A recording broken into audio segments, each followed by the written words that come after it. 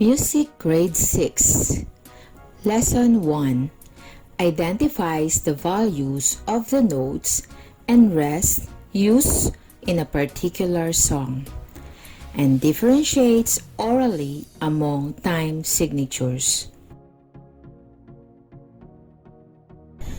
Hello grade 6 students! How are you? I hope you have a great day today because today we are going to have our first lesson in music. But before that, I want you to answer some questions. Ready?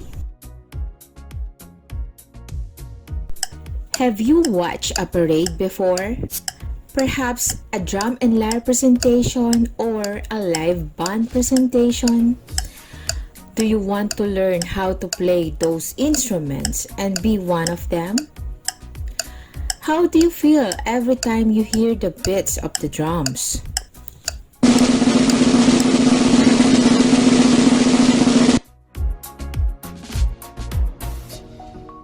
I want you to look at this picture. What are the musical symbols that you see in this picture?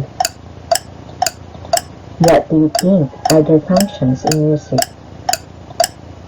Have you seen a musical notation before?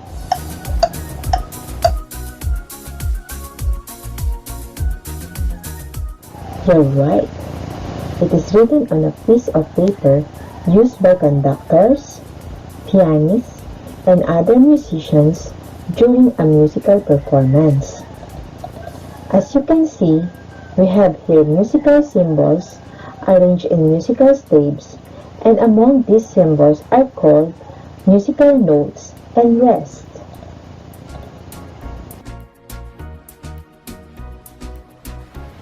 Musical notes represent sounds, while rest represents silence. Just as a child needs to learn the alphabet in order to read and write words, one must also have a mastery of the musical notes and rest and their time values to be able to read or write music. Notes. Notes are symbols that represent sound or pitches and duration of those sounds in music. Notes on staff represent what pitch to play and for how long.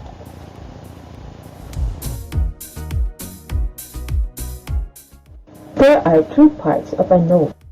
We have the stem, the tail, and the note head.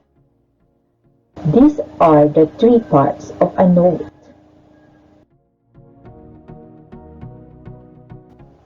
Rest. These are symbols that represent silence in music.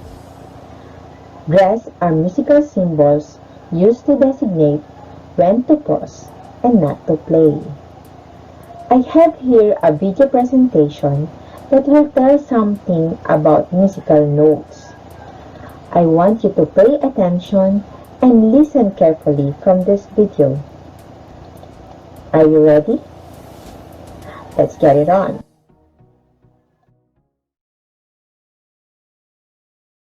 A note represents the pitch and duration of a musical sound.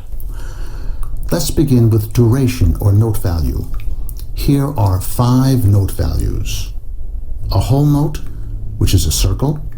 A half note, which is a circle with a stem, so 2 half notes equal 1 whole note. A quarter note is like a half note, but it's filled in. 2 of these equal a half note. 4 of these equal a whole note. An eighth note is like a quarter note plus a flag. 2 of these equal a quarter note. 4 equal a half note, and 8 equal a whole note. A 16th note is like an eighth note, but with an extra flag. The pattern is the same. 2 sixteenths equal 1/8, 4 sixteenths equal 1/4, and so on.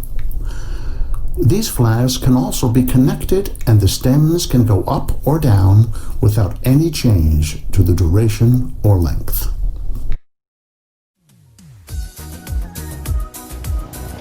What can you say about this video? Informative? Definitely. To further understand about our lesson, let us proceed to our discussion. These symbols are called notes. Each note represents a specific length of sound called the time value. We have here the whole note, which receives 4 bits, half note, which receives 2 bits, a quarter note, which receives 1 bit, an eighth note, which receives 1/2 bit, and a 16th note, which receives 1/4 bit. From that fact, we may say that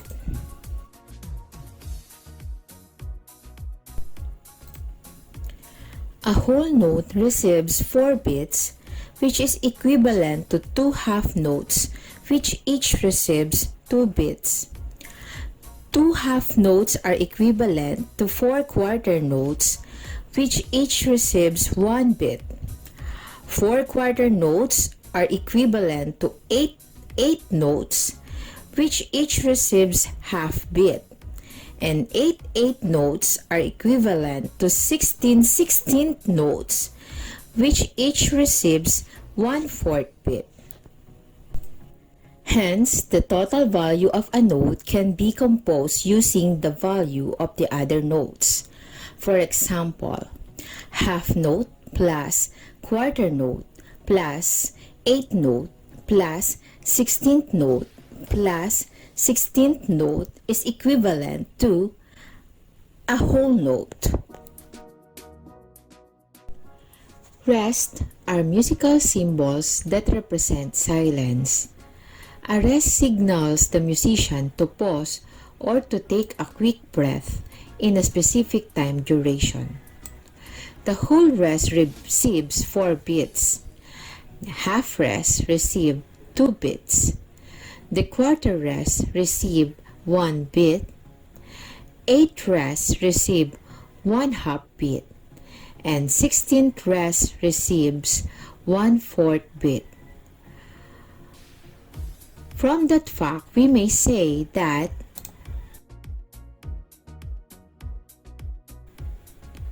a whole rest receives 4 bits, which is equivalent to 2 half rests, which each receives 2 bits. 2 half rests are equivalent to 4 quarter rests, which each receives 1 bit. 4 quarter rests are equivalent to 8 rests, which each receives half bit, and 8 rests are equivalent to 16 16th rests, which each receives quarter bit.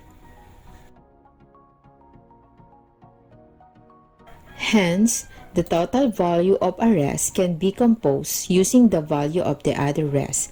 Example, half rest plus a quarter rest plus an eighth rest plus 16th rest plus another 16th rest is equivalent to a whole rest.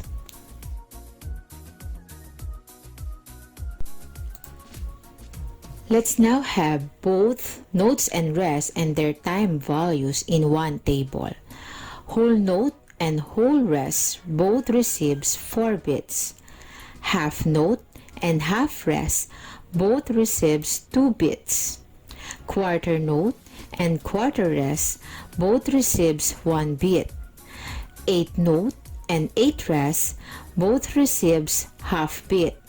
And 16th note and 16th rest both receives 1/4 or a quarter bit. And now, I want you to look at this picture.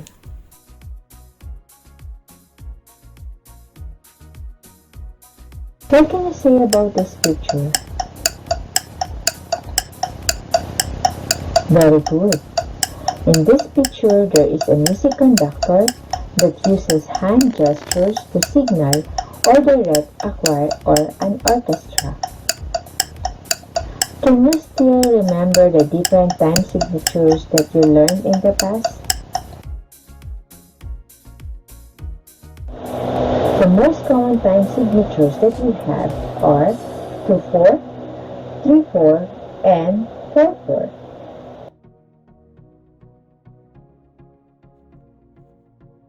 Time signature.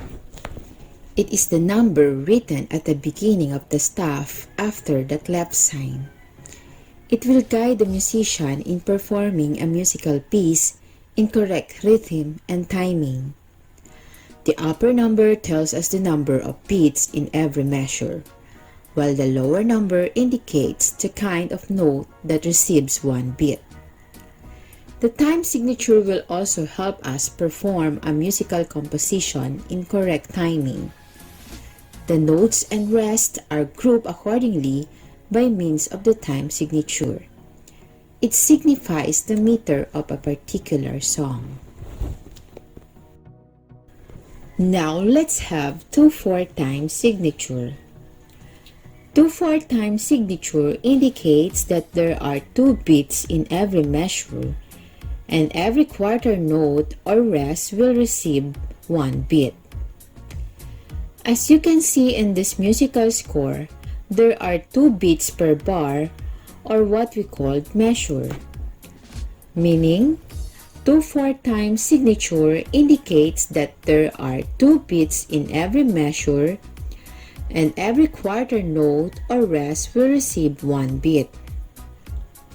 1, 2, quarter note which has 2 beats in a measure, a half note which already has 2 beats in a measure, a quarter note, and a quarter rest which has 2 beats in a measure.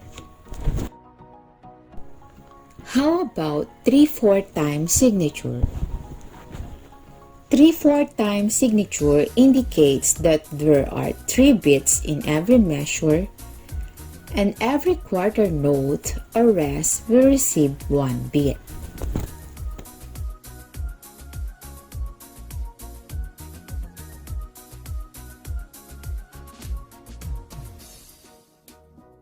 Let's now have 4/4 time signature. 4/4 time signature indicates that there are 4 beats in every measure, and every quarter note or rest will receive 1 beat. What are the oral differences among time signatures? I have here a video presentation regarding the differences among the 3 time signatures. I want you to listen carefully to be able to differentiate them orally. Ready? Let's get it on. Listen to this example of a well-known tune in 4 time.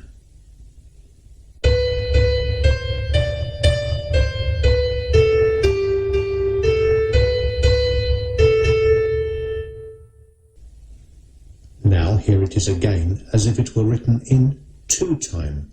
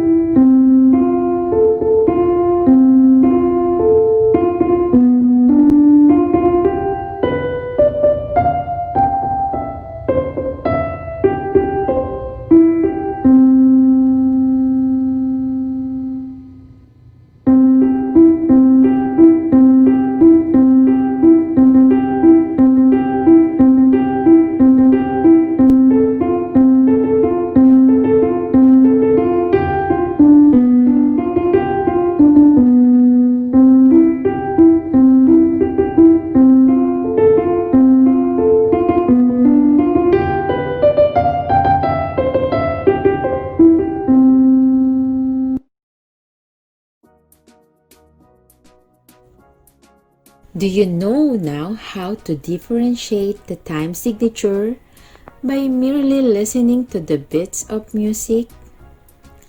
You can play back the video if you wish to. But to better differentiate them orally, let's have them in our own native songs. Again, I want you to listen carefully as the sound is playing. Let's have the first song with the title Laron Laron Sinta in 2/4 time signature.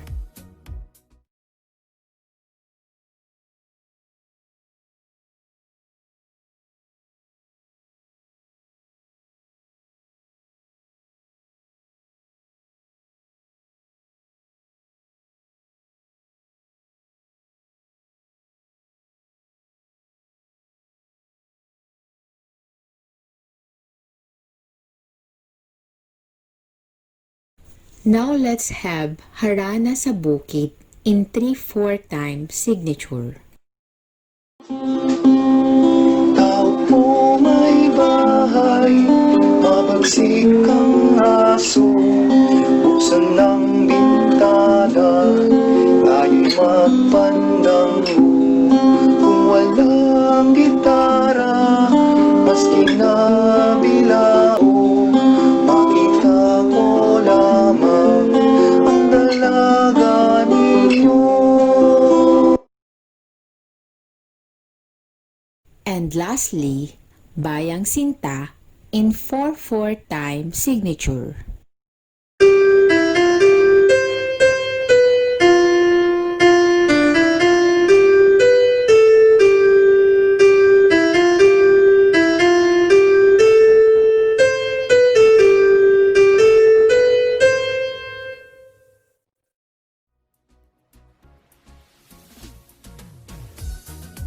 Do you like the songs? Great! I'm glad you're appreciating our own native songs. Now, let's pause for a while. I want you to answer this question by yourself. Why is it important to read notes and rest properly in studying music? Can you imagine listening to music without pauses or stops? Can you orally differentiate the 3 simple time signatures?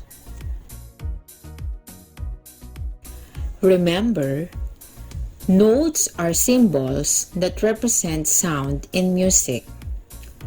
Rests are symbols that represent silence in music.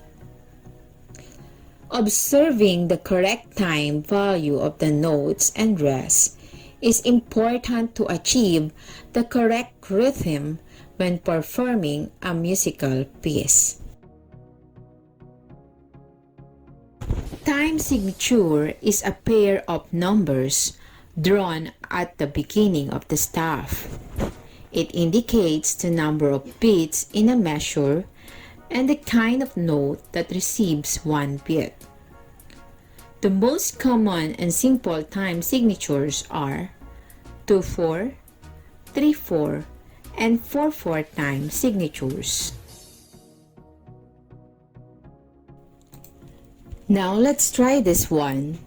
Choose the appropriate note inside the box so that the result will be equal to the first one. Ready?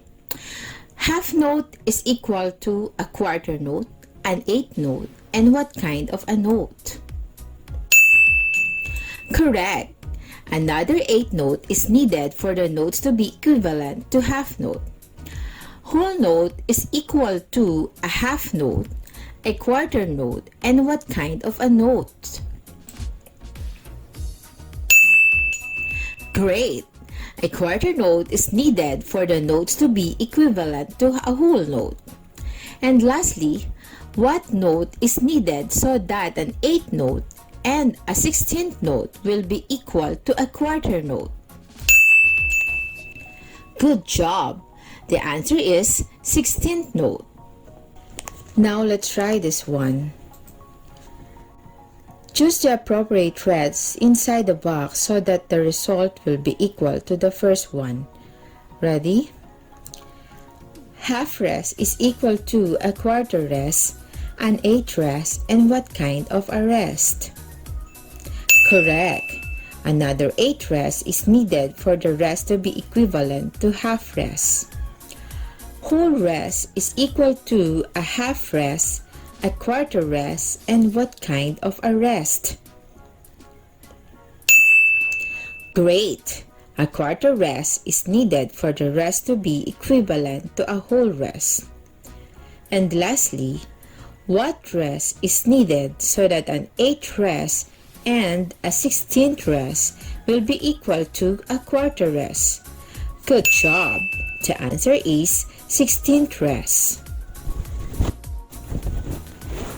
And lastly, identify the time signature of the following rhythmic patterns. What is the time signature when we have here 4 quarter notes in the first measure, then 3 quarter notes and a quarter rest in the second measure? Correct! The rhythmic pattern is in 4/4 time signature. Next, we have here 3 quarter notes in the first measure, then a half note and a quarter note in the second measure, 3 quarter notes in the next measure, and a quarter note and 2 quarter rests in the last measure. What time signature that we have here? Good job! The rhythmic pattern is in 3/4 time signature. And lastly, if we have 4 8 notes in the first 3 measures, 2 quarter notes in the last measure, what time signature is it? Great! The rhythmic pattern is in 2/4 time signature.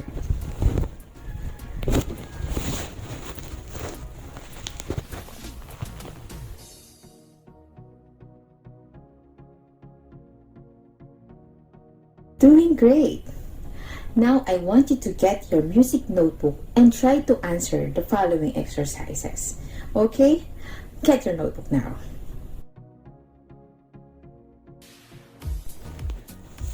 Direction. Study the notes and rest in each item. Given their respective time values, how many beats would they make in total? Write your answers in your music notebook.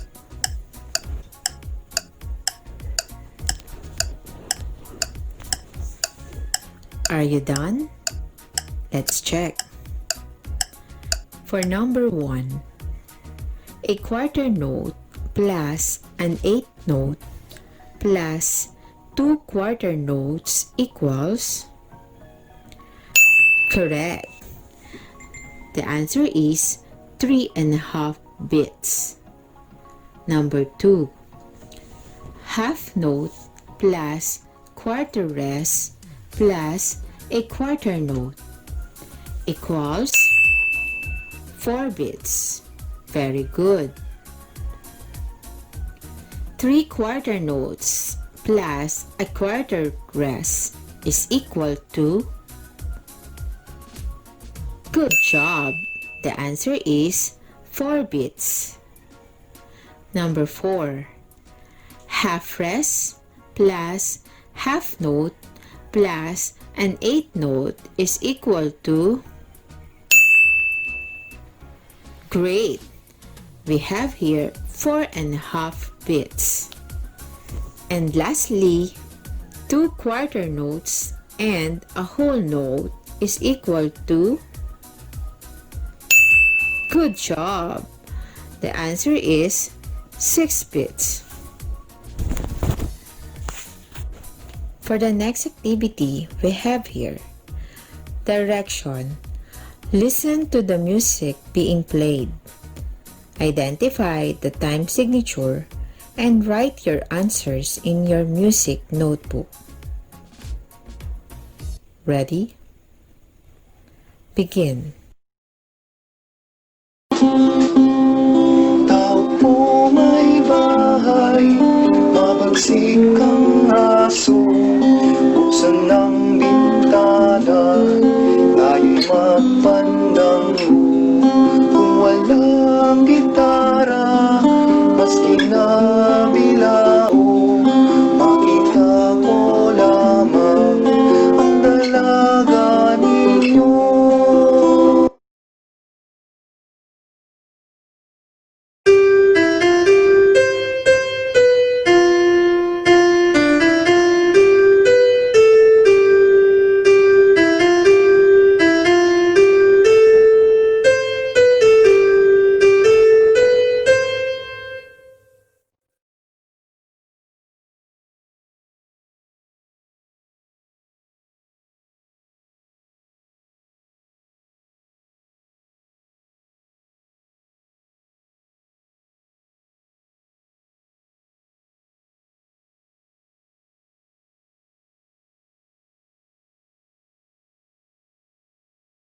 Your own work.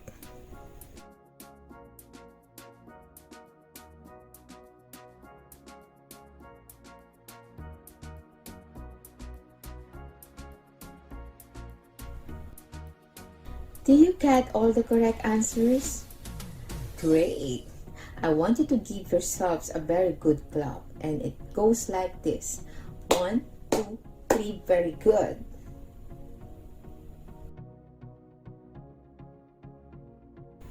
And lastly, for your home activity, create your own rhythmic patterns using the different kinds of notes and rests using the 3 common time signature discussed, following the rubrics that we have in the next slide.